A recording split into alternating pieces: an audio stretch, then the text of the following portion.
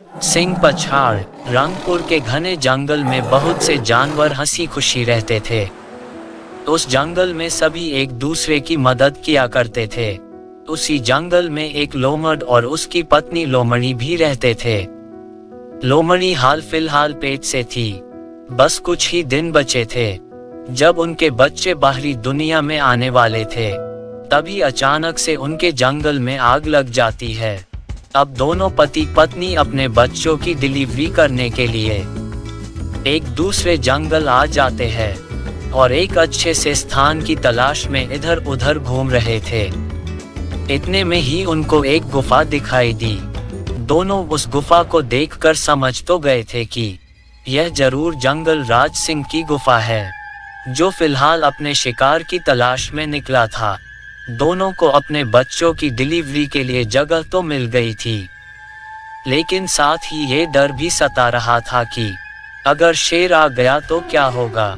लेकिन दोनों अब क्या कर सकते थे, क्योंकि लोमड़ी अब काफी थक चुकी थी।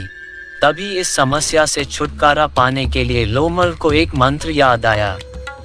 उसने अपनी पत्नी लोमड़ी के कान में मंत्र बताया और कहा, जैसे ही सिंह आता है मैं तुम्हें इशारा कर दूंगा, फिर तुम मंत्र बोलना शुरू कर देना।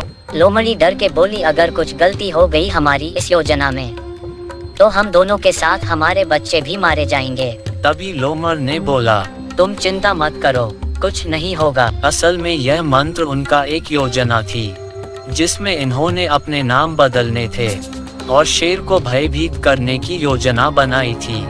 लोमड़ी जो यह मंत्र समझ चुकी थी, बोली, ठीक है जी, आप जैसा कहो। अब लोमड़ अपनी योजना के अनुसार गुफा की छत पर जाकर बैठ गया, ताकि वहां से शेर के आने का संकेत मिल जाए। थोड़ी देर बाद लोमड़ी ने धीरे धीरे 3 बच्चों को जन्म दे दिया। लोमड़ के कानों में जैसे ही बच्चों के रोने की आवाज गई, तो वह बड़ा प्रसन्न हुआ। अब दोनों माँ बाप जो बन गए थे। लेकिन इसी बीच लोमड़ ने जंगल राजा शेर को अपनी गुफा की ओर आते देखा। अब लोमड़ ने तुरंत अपनी पत्नी को शेर के आने की खबर दी और मंत्र शुरू करने के लिए कहा। लोमड़ी ने यह बात सुनते ही अपने बच्चों को रुलाना शुरू कर दिया। शेर जो अपनी गुफा के बहुत करीब पहुंच गया था, गुफा से आती हुई बच्चों की आवाज सुनते ही शेर झाड़ियों में छुप गया और देखने की कोशिश करने लगा कि आज मेरी गुफा में कौन शरणार्थी घुस आए हैं। वहीं दूसरी ओर लोमड़ का प्लान शुरू हो चुका था। तभी लोमड़ ने गुफा की छत से ही आवाज लगाई और लोमड़ी से पूछा, अरे ओ गुलाबों, आज बच्चे इतना क्यों रो रहे हैं। तभी गुफा से लोमड़ी ने आवाज लगाई और जोर से बोली, सिंह पछाड़ जी, आपके बच्चे ये आज खाने में शेर का कलेजा मांग रहे हैं। अब आप ही बताएं, इस नए जंगल में हम कहां से शेर का कलेजा लेकर आएं। शेर ये बात सुनते ही डर के मारे सफेद हो गया और सोचने लगा कि ये कौन सी बला आ गई इस जंगल में, जिन्हें खाने में शेर का कलेजा ही चाहिए, और इसका तो नाम भी सिंह पछाड़ है।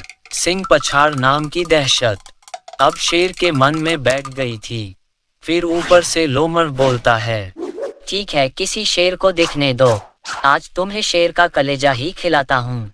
ये बात सुनते ही जंगल का राजा शेर वहां से ऐसे भागा, मानो जैसे सच में आज कोई उसका कलेजा निकाल लेगा। तभी भागते भागते शेर को रास्ते में एक लकड़बग्घा मिला। चूंकि लकड़बग्घा शेर का बहुत बड़ा चापलूस था, लकड़बग्घे ने कहा, अरे जंगल राज, आप इतने भयभीत होकर कहाँ भागे जा रहे हो। तभी शेर ने कहा, काहे का जंगल राज, आज तो बाल बचा हूँ, नहीं तो मेरा कलेजा खा जाते वो लोग। न जाने जंगल में कौन सी बला घुस आई है भाई। तभी लकड़बग्घे ने पूछा, क्या हुआ जंगल राज, मुझे ठीक ठीक बताओ। अब शेर ने उसे सारी आपबीती सुनाई।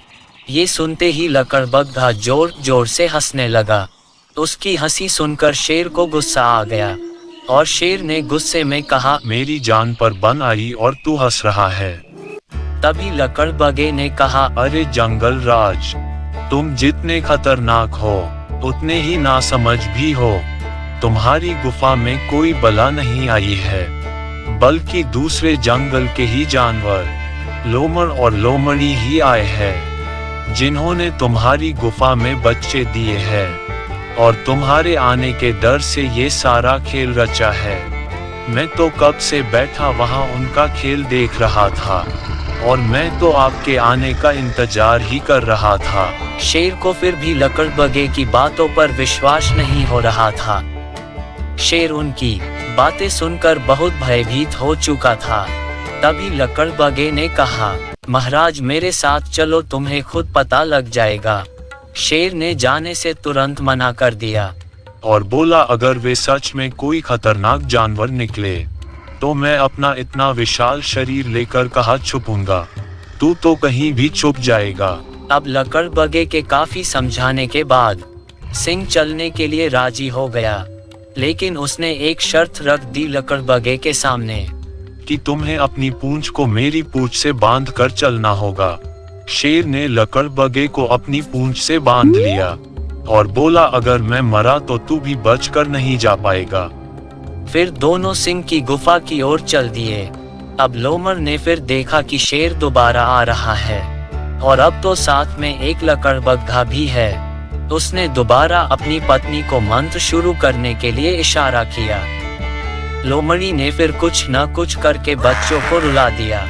तभी लोमड़ ने पूछा, अरे ओ गुलाबो, बच्चों को चुप क्यों नहीं कराती? लोमड़ी ने फिर कहा, अरे सिंह पछाड़ जी, ये कह रहे हैं अभी तक शेर का कलेजा क्यों नहीं आया? शेर जो लकड़बगे के साथ झाड़ियों में बैठा सुन रहा था, फिर सिंह पछाड़ के नाम से भयभीत होने लगा और बोला, देख लिया मेरे चापलूस लकड़बगे, मैंने कहा था ना, जरूर कोई बुरी बला है, आज मेरा कलेजा खाकर ही मानेंगे। तभी लकड़बगे ने बोला, अरे हुजूर, यह इनकी चतुराई है, चलो इनके पास मेरे साथ जल्दी चलो। महाराज, आज हम दोनों इनके बच्चों का मजे से शिकार करेंगे, आप बस मेरे साथ चलिए। अब भयभीत शेर ने जैसे ही उनके पास जाने के लिए कदम बढ़ाया ही था कि तभी लोमड़ ने अपनी पत्नी से बोला, अरे भाग्यवान बच्चों को कहो बस थोड़ी देर रुक जाए, अभी मैंने एक लकड़बगे को भेजा है, वह लाता ही होगा किसी शेर को हमारे पास, ताकि हम उस शेर का कलेजा निकाल कर अपने बच्चों को खिला सकें। भाई साहब, अब ये सुनते ही शेर जो वहां से भागा है, उसने पीछे मुड़कर नहीं देखा और चूंकि लकड़बग्घा भी शेर की पूंछ से बंधा था, वह भी घसीटता हुआ चला गया। जब शेर ने रुककर उस चापलूस लकड़बगे पर अपना गुस्सा उतारना चाहा, तो देखा वह लकड़बग्घा घसीटने के कारण पहले ही मर गया था। शेर और लकड़बगे के जाने के बाद लोमड़ और लोमड़ी ने राहत की सांस ली। इस कहानी से हमें यही शिक्षा मिलती है कि सामने चाहे कैसी भी समस्या हो, यदि हम शांत मन और अपनी बुद्धि का प्रयोग सही तरीके से करें तो हल आसानी से निकाला जा सकता है। तो दोस्तों, चैनल को लाइक और सब्सक्राइब जरूर करें। धन्यवाद।